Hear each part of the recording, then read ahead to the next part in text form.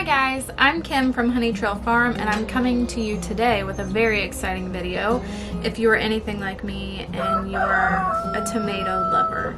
So I feel like that was my gateway drug into gardening and to getting really obsessed. Was I figured out just how many varieties of things that there are. Not only tomatoes, but like all the things, but tomatoes to me are the most exciting. And now I'm on this quest to grow the most beautiful tomatoes that you could never get in a store.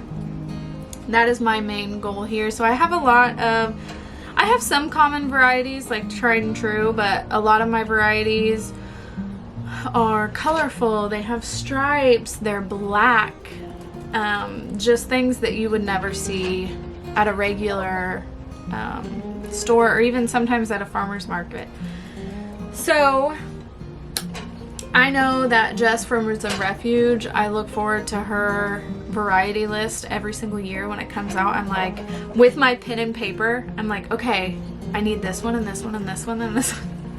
So if you needed an excuse to buy more seeds, or you just want to listen and learn about all the varieties that I'm growing this year, which I feel like I'm growing some new ones, but a lot of them I've grown before, and a lot of them I just went through my list.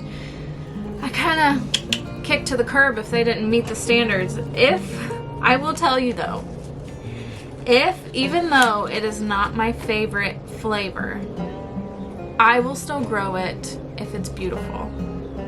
To an extent. If it's awful, I won't grow it. But if it's like just okay, but it's beautiful, like totally I'm gonna grow it, because it in a basket, I need all the different colors, shapes, sizes, stripes. Anyway, let's jump into it. I'm gonna start with green because I have figured out by this year I am planting all of my green varieties together, like in a line, so that, and at the end of the row where it's not gonna get lost in the tomato jungle that inevitably happens every single year. I'm going to start with greens and I'm going to plant them together so that I can really pay attention to when they are ripening, because I will tell you, green varieties really just sneak up on you. You keep waiting and waiting and waiting on them to turn, especially if you have as many plants as I'm going to grow. And then you see them rotting because they accidentally were ripe and you missed it. So the first one I'm growing is green zebra. Most of my packs, I will forewarn you, are old, and I saved the seed. So all of these are open pollinated. Some of them I went to the extent to cover the blossoms, and some of them I didn't. So now it's going to be a surprise for some of them when they come, if they're true to variety or they're a fun new hybrid that I created. So this is an old pack. It says 2019, but I have new seed in here. So this is one that me and my dad both like. I like all tomatoes, but I do like some that are like tart. I like a little sour tomato once in a while. So that is a really good one if you like something a little bit more tart. It's not super sweet, but I think it's got really good flavor. The next one that I was really impressed with last year, was my first year growing it, and I wish I had a picture of it because it really is beautiful, but the pack that I bought from doesn't have a pretty picture, but it is green Berkeley tie-dye. So the Berkeley tie-dye line has 2 or 3. I also have the pink one that I'll get to later, but it had a really rich flavor. I feel like it wasn't super sour like the other green tomatoes, but I really, really enjoyed it, so I'm definitely going to be growing that. I have Cherokee Green is another one that I thought was really good. It is a sister of the Cherokee Purple, the famous Cherokee Purple tomato. It's kind of smokier. It's a little bit tart, but it has that like dark tomato taste too, I feel, and it's really pretty. It has like a dark shoulder and a green underneath. And then this one is new to me this year, I believe. I think I bought it last year, but it didn't end up getting planted, or it was one of the ones that disappeared in the tomato jungle and I never got to try it because they all rotted before I found it. This is just Green Giant, and it says it's the most productive, best tasting tomato in our trials. And I mean, half of Baker Creek's things always say that. It's the best, it's our favorite. But when somebody says that, you gotta try it because they know what they're talking about, right? And I want to love something too. Okay, so that is all of the green slicers that I'm going to... Gunner, quit, buddy. My dog Gunner is joining me on the floor. And I think the mailman might be here and he doesn't appreciate it. I know, buddy. It's just a mailman. Next on my list are... I kind of separated them out into groupings. Some of them were hard because they met multiple criteria. But this is my stripes category. And I'm doing all the slicers first, and then next I'll get to the cherries. I mentioned this one earlier. It's the pink Berkeley tie-dye. I mean, come on, look how beautiful. It's so, this came from Brad Gates, is a really famous tomato hybridizer. I think that's what you would say.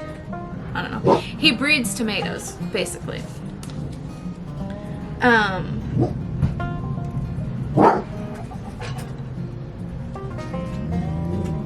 There's a truck and trailer passing and Gunner thinks that he's coming here to hurt us. It's a really good smoky flavor. That was actually one of my top tomatoes last year. I feel like every time I picked one I had to eat it. Like, it was that good. This is one that I don't think that I grew. I don't think I've grown this one before, but it's a classic. The Hillbilly tomato. It is kind of like an orangey, yellowy, red, bicolor, tricolor, something. But the back of it says it makes massive tomatoes, and that is also something I'm gonna try to do today, or this year, is really prune it down and get big old monster tomatoes. The next one in my stripey category is Gold Medal. I haven't tried this one either, but it says it's known for being one of the sweetest tomatoes on the market, and my kids will love that one. Pineapple, that's a classic. I grew that last year. Really good flavor. And the tomatoes are pretty big and the plants produce a lot of them. I got this in my local library seed library.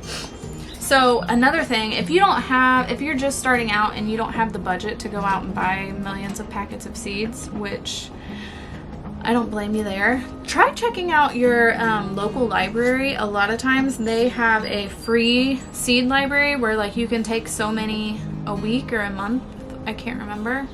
You can sign in and sign out like my library says 10 packets a week or send 10 packets a month or something, but you could totally grow a full garden on those free seeds, and then at the end of the year, if you save your seeds, you can donate back to your seed library so that they can keep producing more. But I can't remember if I said the variety, but this is called Solar Flare, and I think that's another of Brad Gates's breedings. It's supposed to be red and yellow striped. I haven't grown that one before. Next on my list is Big Rainbow. I grew that one last year. It was pretty good.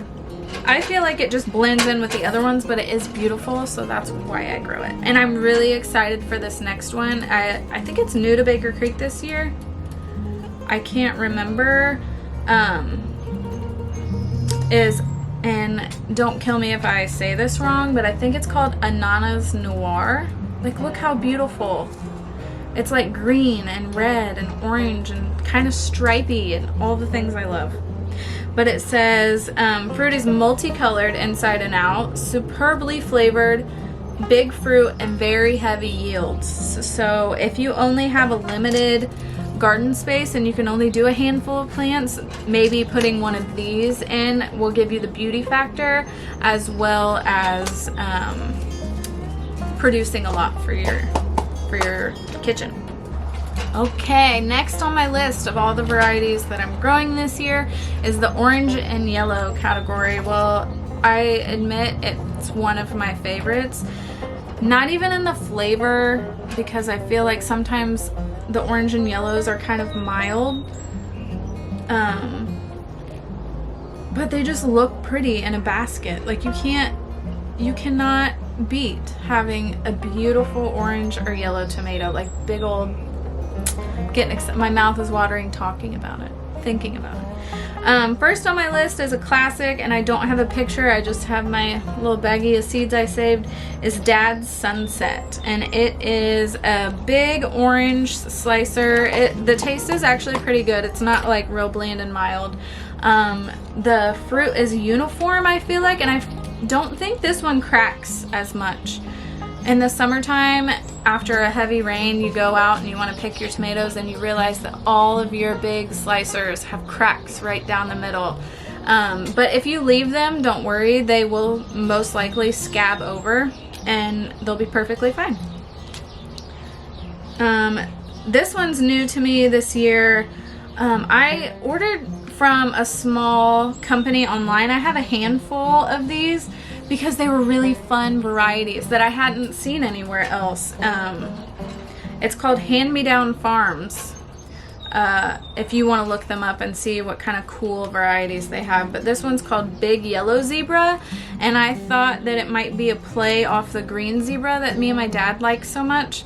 So I wanted to grow it. I think it says big yellow. It's a big yellow slicer.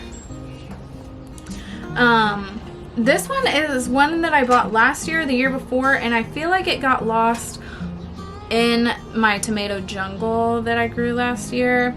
This year, I am going to make it a priority to correctly label everything. I'm really bad at the beginning of the season. Everything's going really good. Everything's organized and labeled and exactly where it should be, and then you go to plant it and you're planting hundreds of tomato plants and it just kind of gets lost in the shuffle. So I actually bought on Amazon, I think it should be arriving today, which is what my dog might have been barking at. But I ordered a label maker and those like plant ties that go around the stalk so that none of my tags are going to get lost in the mud this year, first of all, or fade in the sun and rain. I am going, because I'm also an avid seed saver. I love saving seed, and tomatoes are like one of the easiest things that you can save seed from. So I'm going to label everything to my heart's content so that I can know what these varieties are and pass them on, because I also love doing seed swaps. Anyway, this is called Jenna Lee's Golden Girl. I got it from the Southern Exposure Seed Exchange Company. They're a really good company. And look how cute their little drawings are. Like little gnomes and fairies in the garden. But anyway, it is a yellow slicer. So I know that I've had it before, but I can't pinpoint from memory because the tag got lost. If you're watching gardening videos on YouTube, which is what my channel is going to consist of, then you know who Jess from Roots and Refuge is. And if you don't, you ain't lived. But anyway, so I don't know how to say this either, but she always says Dr. Witchy, and then someone told her that it was Wykes, but I refuse to say Whites or Wykes or Wyche. It's Dr. Ritchie, okay? It's a big orange yellow slicer that she really likes, and I grow because she told me to, and I trust everything she says. This is one that I grew new last year, and I really liked it. It is not a regular orange tomato flavor. It is like a smokier, deeper, and plus it's beautiful. Look how beautiful the coloring is. It's like a burnt orange color. It's called Thornburn's Terracotta, and I was really impressed, and I feel like it made a lot of tomatoes. Like I feel like it was a really heavy yielder. Plus, if I was gonna grow one orange tomato, this one might be it. Don't tell the others, I like them all. Another orangey yellow, I feel like it's more yellow than oranges. Wapsipinicon peach. It's more, and I don't like this size of tomato, so I don't grow very many. I'm either here for like the big monster tomatoes, or I'm here for like the little cherries that you just pop in your mouth. For me, the flavor has gotta be amazing for me to want to grow a salad tomato, or like that medium-sized weird size. But this is Wapsipinicon peach, and I thought the flavor was really good. It's like a good little fruity tomato, but the outside of it, like the skin of it, is kind of fuzzy, like a peach. And I'm here to grow things that you would never find in the grocery store, so I thought that was really funny. The next one that I always grow is Kellogg's Breakfast. It's kind of a sister to the Dr. Witchy. I don't think that there's that big of a difference in it. They're both big orange tomatoes, relatively sweet, but I'll always grow it because it always does well for me. I'm sorry if I'm squinting in here a lot. I forgot to bring my sunglasses out, and I have the most sensitive eyes that I've ever met. Not that I've met anyone else's eyes, but like the sun really, I'm trying really hard to open my eyes, but the sun is really doing a number right now. And the sun's not even out, it's cloudy, which is why I thought I was gonna be safe. But another one, it's just a bright orange, it's called Amana. I think that's how you say it. I was really impressed with this one. It was really sweet, but not like mildly sweet. It had really good flavor, kind of tangy, kind of sweet. But this says up to 2 pounds each, but mine didn't get that big that last year. But I thought it was good. I'm gonna grow it again.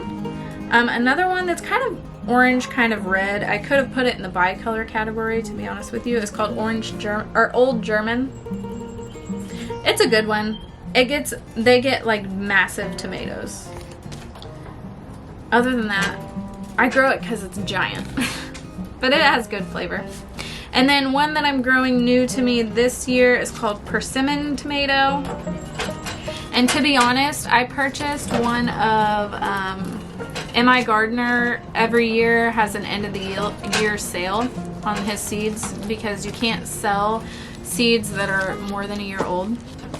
And it was like a grab bag of like 30 seeds for $15, which was a great deal, 50 cents each. And this came in my bag, and I was actually gonna buy it anyway, so I was excited to find that. Here is one of the tomato categories of my brain that excite me almost the most, because I never knew that there were dark tomatoes. I never knew that there were black tomatoes. I don't know why nobody told me that, but it's magical to have a basket of like orange and red and yellow and striped, and then a black. Most people are like, what is that? Tomato.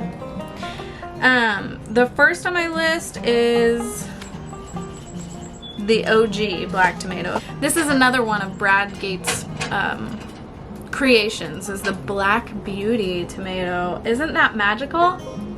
Now it won't get that black if it's not in full sun. So you'll notice if you grow these, the tops, the shoulders is what they call it, will be black, but if you turn it over and look underneath, it's red on the bottom. So it's actually a red tomato, but the anthocyanin in it is what turns fruits and vegetables purple. It's not really black, it's really, really dark purple. But the sun is what brings out those colors. So if you have one that's full sun, it'll be so much darker than one that was like shaded under a leaf or something. It might only have purple on the shoulders. So I think that that's so fun. And that's the darkest of all the varieties. The next one that I have grown for 3 years now, and it always gets lost. Like the tag always falls out or something, because I have no memory of tasting Black from Tula. It's a classic dark tomato, but I feel like it's one that I always lose the tag for or something. Or maybe I'll mix it up with Paul Robeson, because Paul Robeson kind of looks like this too. But it says deep burgundy green in color with a flattened globe shape. It has low acidity and sweetness. This year, I'm gonna know what it is, because I'm going to label everything so good. my little label maker. Oh, this is one I got in a swap. That is another Brad Gates creation. You can tell that I like him. This is my original package. I got it in a swap, and then this is mine with my little handwriting on it. But it was the Lucid Gem tomato. I thought it was really good. The flavor isn't like out of this world or anything, but it's like an orangey yellow tomato with black shoulders or purple shoulders, and it is just, it's beautiful. So I grow it because it's beautiful. It blends in flavor wise with everything else. And then a classic is the Brandywine Black. It was really good. Kind of sweet, kind of smoky. The back says it's earthy and sweet at the same time, which is pretty what I said. It says they grow up to 1 pound each, but it's heavy yields on vigorous vines. But I find with Brandywines, they're one of the first to get blight, or like you notice your tomato plants kind of have orange leaves. They just get diseased pretty easy, but I grow them anyway because they're delicious. And then here's a classic, the Cherokee Purple, that I don't have a picture for, but it's not super purple. It is more of like a deeper red color, I feel, than purple, but its flavor is supposed to be super good, but I think it's okay. But I grow it because it's a classic. This is Paul Robeson. That's also a very famous dark tomato. It's pretty smoky too. It's not super sweet. It's got like a different tomato flavor than what you're used to in like a little yellow cherry or something. It's really good. I grow it because it fills out the basket, and it really is, it's one of my faves. This one's new to me this year. I got it from that Am I Gardener sale, but it's the Black Prince tomato, and it's a medium size, which you know I don't like already, but since it's a dark one, it's kind of greenish on the outside, but that like maroon in the middle. It says smoky, sweet, and low acid. So we'll see. I'm gonna try that this year. This one I grew last year, and I thought it was really good. The flavor was really good, and I'm gonna say this slowly because if I say it quickly, you'll know what it will turn into. The Black Seaman tomato. This says indeterminate, but I have, okay, so the side says indeterminate, the package, but then I thought I read that it was determinate somewhere, so we'll see. But if a tomato is determinate, most heirlooms are indeterminate, which means they're going to keep growing taller and taller and taller, which is why I like to trellis mine up. A determinate, though, you wouldn't want to prune because they don't get taller and taller and taller. They have like one main flush of fruit, and then they're done. So don't prune those or you'll get less fruit. This says it is rich with flavorful hints of pineapple and tropical fruit. How fun. I didn't notice that, but now I'm gonna test for it. I'm really gonna try to taste the pineapple. Anyway. And these two I don't know a ton about because for one, there's no pictures to remind me what I bought. Mainly. There's no pictures and no description, so I can't describe it to you because they're new to me and I've never grown them before. But this is Purple Sunrise tomato and Muddy Waters. I got that because the name is fun. Both of these I got from the hand-me-down farms. And last but not least in the slicer category are red tomatoes, which these are red or pink, I would say is red, but it's not my favorite category. There's nothing fun about a red tomato other than if you can grow like a big honkin' red tomato. That impresses me. But I grow these because I can all of my family's tomato needs, or at least I try to. I make ketchup and sauce and paste and diced tomatoes and salsa, you know, all the fun things. So you gotta have these to fill out your canning jars. This one's new to me. I got this one in the Am I Gardener sale, is the rose tomato. It's balanced between sweet and acid is what it says. These are fun. This is a big honking one that you want to grow if you're trying to grow giant tomatoes. It's the giant Belgium tomato. It's an Ohio heirloom. It's massive and overflowing with rich flavor. And it was pretty good. I got that last year. Okay, I'm growing this for the second year, but really the first year because I moved at the end of the season last year, and I don't remember if I planted these at my mom's garden or not. The climbing triple crop. That's another one that Jess from Roots and Refuge raves about, so I will have to see if it is up to my standards this year or not. Another one that I got last year, it's just a basic red tomato. Actually, it says dark pink. It says it has huge vines, so spacing is important. But this is the German Johnson, and I had to get that because my last name is Johnson. So you know why I bought that, but it makes a big red tomato. Another one that's different, and I grow it because it's different. It doesn't have extraordinary flavor. I think the flavor is good. Is the Costoluto Genovese, but look how fluted and pretty. I feel like they could have picked a better picture for the cover though, because this one has like ugly green shoulders. But it's an Italian red slicer tomato, but it's got the beautiful ribs on the side. I will say though, if you only can grow a few and you want a can, don't get this one because those fluted parts are hard to clean. FYI. I'm only probably going to grow one plant, and it's just because it's shaped pretty.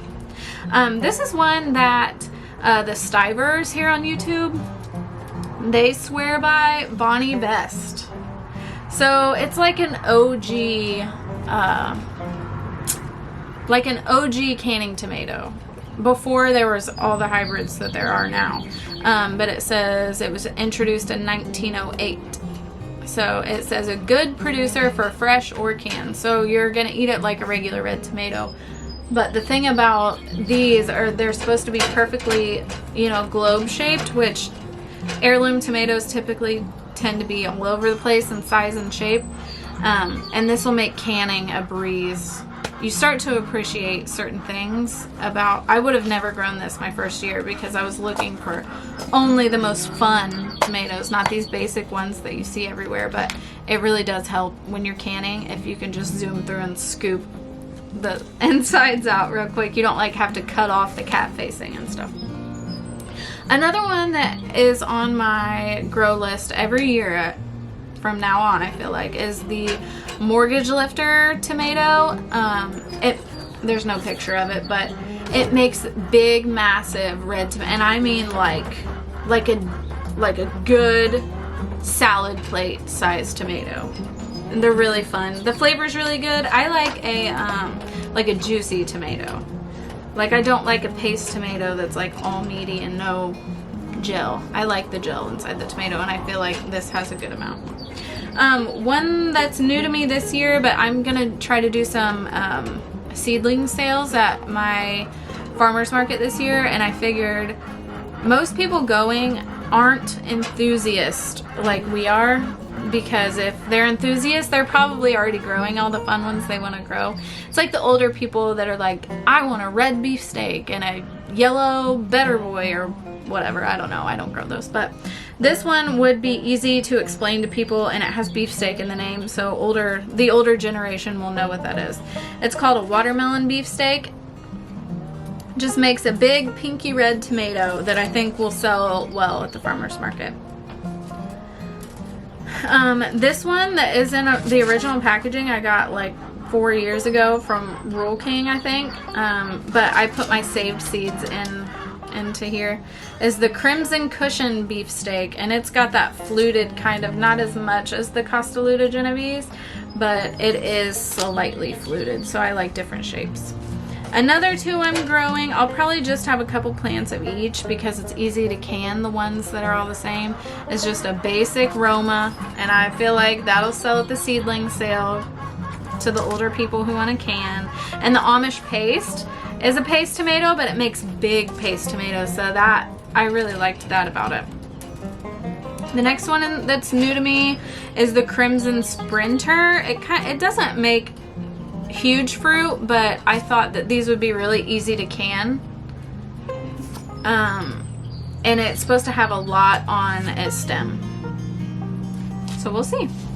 Oh, this makes big red tomatoes. I'll probably always grow this one too, is the Abe Lincoln tomato. The picture isn't anything to call home about, but they just make really big red tomatoes. The flavor's okay. Next is Brandywine Pink. I thought the flavor was really good. It's sweet and acidic at the same time. And all the Brandywines are usually good flavored. This is another one that's new to me, but I thought would be easy to can, and it says highly productive with a flavorful acidic fruit. Is the Rutgers tomato. And then one that was new to me last year that I got in a swap was the Delicious tomato. I don't have a picture of it. I just have my little home saved baggies. But it's a big red slicer, and it was pretty good. I'm gonna try to grow. I always do experiments. So I saved seeds from a known hybrid last year, but it was a paste tomato that when we purchased our house, they had a really small garden, and it was one of the ones, you know, you can get at Rural King or Walmart or wherever. But I thought that the flavor was good for a paste tomato, and it was determinate. It was short. It didn't get out of hand. So I'm gonna see if I can grow them this year and see what comes out of it. It might be something crazy. And then this one is Myona. I got it in a swap, and I can't really remember what it's about, but I think it is a paste tomato too. We'll see. Hey, if you're still with me, you must really want to hear about tomatoes, because I'm seeing, you know, the running time on this video, and it's gonna be a long one. But we're almost done. I made it through all the slicers that I'm going to grow this year, and now I'm on to cherries. And I really tried to whittle down my cherry list, because a lot of cherry tomatoes just do not impress me. Either their flavor is bland. I grew a couple really pretty ones last year that I was excited about, and the flavor was so disappointing. And you've got to be disappointing to disappoint me, to be honest. I generally like everything. So if I did not like a tomato, there was a reason. But the first on my list, or it's not the first, it's just at the top of my pile. And you'll find that you need to grow a heck of a lot less cherries than you do slicers, because they tend to produce massive amounts that is hard to do things with. We mostly just snack on these. I do use these if I can with them just the same as I do. It's just more of a hassle to can tiny tomatoes. But this one I got in a swap, so it's new to me this year, but I thought it sounded really fun. The Thai Pink Egg Tomato, I've never heard of this in my life. Produces pink grape tomatoes that look like eggs. How fun is that? So we'll see what that is. The next I got, again, from the Hand Me Down Farms website, but is the Green Zebra Cherry Tomato. Now, the original green zebra isn't a big tomato. It's one of the medium sizes that I really don't like, but I grow it because it's really good. So I thought the cherry sounded so fun, like miniature little green zebras. Here's another one from Hand Me Down Farms that I don't have any explanation of because it's new to me, but I think I remember. It's called Woolly Kate Yellow Tomato. It's a yellow cherry, but I think that it's like brown and yellow, like the shoulders are dark. Maybe I'll stand corrected, but we'll see when they start fruiting what they are. This is one that I got in a swap last year that I thought was really good, and it's one of the weird sizes. It's like not a small cherry, which are my favorite. If you like that pop in your mouth, the small cherries are where it's at. This is more of like a 2-biter, but it was really good. It was really sweet and good. Is the Blush Tomato. It's kind of like a longer one. It's like a tiny Roma. This one up next is the black strawberry tomato. It is actually the tomato that was on the cover of Baker Creek's catalog this year, if you get those. So of course I had to grow it, because if it's on the cover, it's got to be good, right? But that's the picture. It seems like it must make a million little tomatoes. It says 1 ounce fruit is marbled blue, scarlet, and gold. A bowl full resembles a luminous bunch of gems. I mean, how tempting is that? I need a bunch of gems in a bowl. But I love to grow a variety of cherry tomatoes, even if they even if they're not all my favorite, because just the bowl of like so many different colors is really so exciting. This is what I look forward to literally all winter when I'm inside crying because I hate winter. Next is Sunrise Bumblebee tomato. It was pretty good. It wasn't like a standout or anything, but it's like a fruity little snacker. It does say sweet fruity taste. I was right. But it's kind of like bicolor yellow and orange, so it's beautiful too. The next, I bought these seeds 2 years ago actually, but I don't think that any made it actually into my house, because another one of the green tomato curses is you don't realize that they are ripe, and so they just sit there, and then you don't eat them. The critters outside get to eat them. But this year, you know, I've said time and time again, I'm gonna label everything so good. Anyway, I've got the green grape. It says extremely productive with heavy yields of lime green fruit, high in calcium and vitamin C. And it says it's a combination of sweet and spicy. I don't know that I've ever had a spicy tomato before, but it sounds tempting. I need to grow it. That's what it sounds like. Next is Green Doctors. This one looks lime green. It does. It says huge yields of lime green cherries, having a good sweetness yet lots of tart flavor, which I like a sour tomato, so I think that I'm really gonna like that one. Another one of Brad's Gates's probably most famous tomato is the Brad's Atomic Grape. And I've heard a lot of people try to explain what the flavor is, and it's kind of like, it's like a hearty tomato. Like, it's not sweet, it's not sour. It's a little bit sweet, but not too much. It's like meaty almost. It's strange, but it's good. I really liked that one last year. And then I have a pack. This is another one of my experiments. So last year I grew the Sun Sugar, which is actually a hybrid, but if you were gonna grow any cherry tomato and you like sweet ones, you have to grow Sun Sugar or Sun Gold. They're the sweet, it's like candy. Like, me and my family could stand out there and literally eat hundreds of these and never get old of them.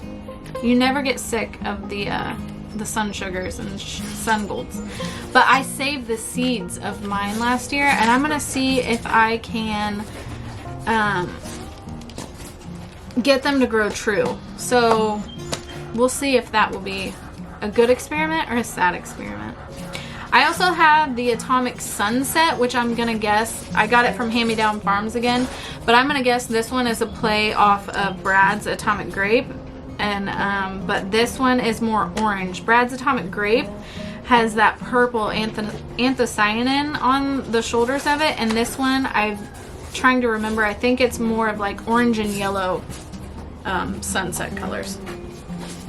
If you pay attention, I grow very little red cherries because I'm just not impressed. I'm not impressed with your little regular run-of-the-mill orange cherries or red cherries, so I just don't grow them. But I grow this one because it promises me I will have tomatoes sooner, and that's really what I'm about. Okay. It's called the 42-day tomato. It was new to me last year from My Gardener, and the flavor's nothing out of this world, but when you've been waiting months upon months upon months, because I don't eat store tomatoes because they taste like disappointment. We all know that. So I wait forever for fresh tomatoes. So a promise of it being a few weeks sooner, I will eat it no matter what it is. Oh, here's another fun one that was new to me last year, and it really does live up to its name, is the Berry's Crazy Cherry. That's another one, if you are short on space and and you can only grow a couple different ones, you gotta grow the sun gold, you got to. But this one would be a really good one because it makes like that is not abnormal to see a branch that has that many tomatoes on it. It produces insane amount. Like the flowers itself looks kind of like a hydrangea head. Like, I'm not kidding. There are hundreds of, they don't all get pollinated, but a lot of them do. It makes a bunch, and it's a good little sweet one. The purple bumblebee is one that I'm growing again this year. I grew it last year. Its flavor's okay. It's a darker cherry tomato. I will tell you my favorite darkest cherry tomato in a minute, but it's got like little stripes. It's beautiful. I grow it because it looks good in a bowl, and I can eat it. It's fine. Another really good sweet one, if you only want to grow heirlooms and you don't want to buy the hybrid sun gold. I think sun gold's probably the only hybrid in my garden. I love heirlooms because I love to save the seeds. But this one is called Isis Candy, and sometimes you'll see it just as candy because Isis has a bad rap here in America. But it is a really good sweet one. It's not as sweet as sun gold, but it's definitely comparable, I feel like. And it's an orange and yellow stripy. It's not really striped, it's kind of like ombre. It's beautiful. Here's one that I didn't love the flavor last year, but I didn't hate it, and it's beautiful, so I grow it. And I'll probably only grow one plant so that I can mix it in with my other ones. But it's called the Indigo Pear Drops. I think it's a relatively new hybrid. It's not hybrid, it's open pollinated. But, you know, everybody knows the classic yellow pear cherry, I think. I don't grow it because it's bland and it sucks. Anyway, but this is a play on that. So it's got dark purple shoulders and a yellow bottom, and it's just beautiful. And the flavor's okay. It's just nothing out of this world. Okay, here's my favorite dark cherry, is the black cherry. I grew this 3 years ago, was the first time that I grew this one, and I really loved it. And this was before I had sun gold, so I thought this was the best. This was the best cherry. But it's sweet, but it's not like candy sweet. It's got a really good dark tomato flavor, but it's in a small cherry, and it makes a bunch, and you should grow it too. All right, here's one that not everyone agrees with, because this is another Brad Gates tomato, and they're beautiful. They are. It tasted funky to me last year. This did not taste like anything I've ever grown. The blueberries tomato, it's got beautiful, super dark shoulders and a red underneath. And when you take the stem off, here's the real you want to know the real reason I'm growing this again? Because it didn't impress me a lot in flavor. But when you take the stem off, and especially on one that was like fully black like that, you pop the stem head off, and there's like a star underneath, like a red star from where the sun couldn't hit it, and it's beautiful. So that's why I grow that, because it looks beautiful. This is one that's not a cherry and it's not a slicer, so I just put it in with it's new to me this year. I got it in the In My Gardener sale, I think.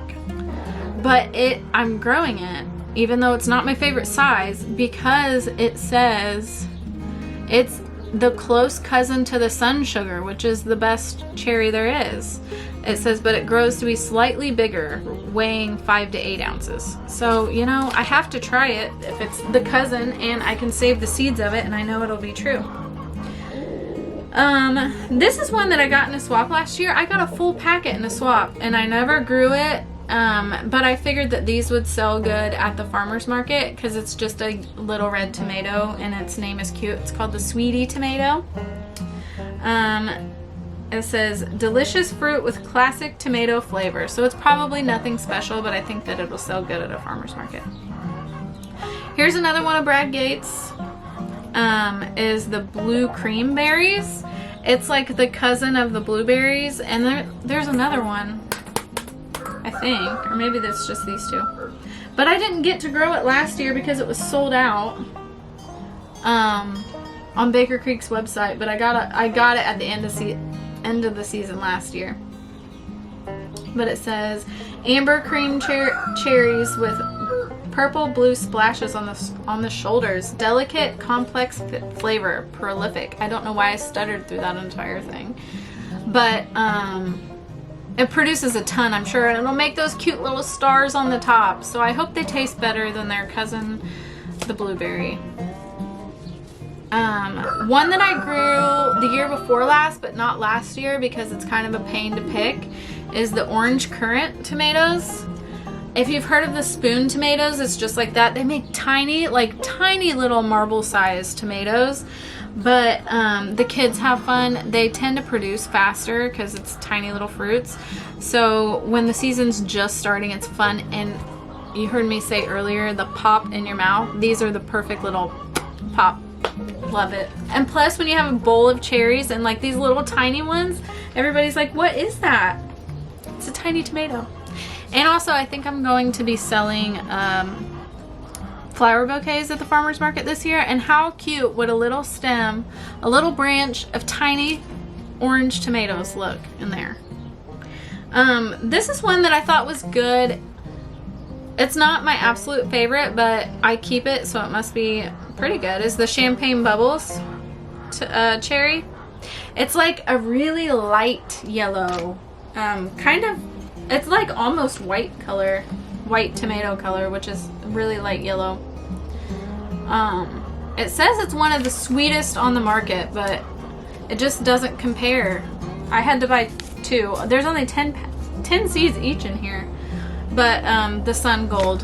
So hybrid seeds usually cost more because it's way more labor intensive to make a hybrid tomato because you've got to physically cross them. So you pay more per packet, but I have to have Sun Golds. Me and my children like live on tomatoes in the summer.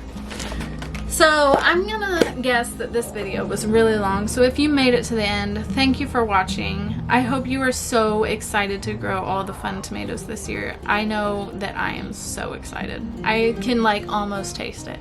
But it's almost tomato time, friends. After this video, I am going to start all of my tomatoes and peppers. Maybe not all of them, but I'm gonna starting my tomatoes and peppers. So if you want to hear the pepper varieties I'm growing this year, just let me know. I love to talk all things gardening all the time. But if you ever have any questions, I'm not an expert by any means, but I do read a lot of things about gardening, so I have some answers up here. And if not, I will research it for you. But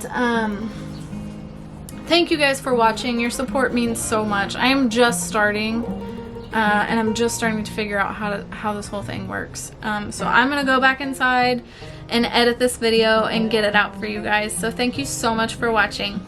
Bye.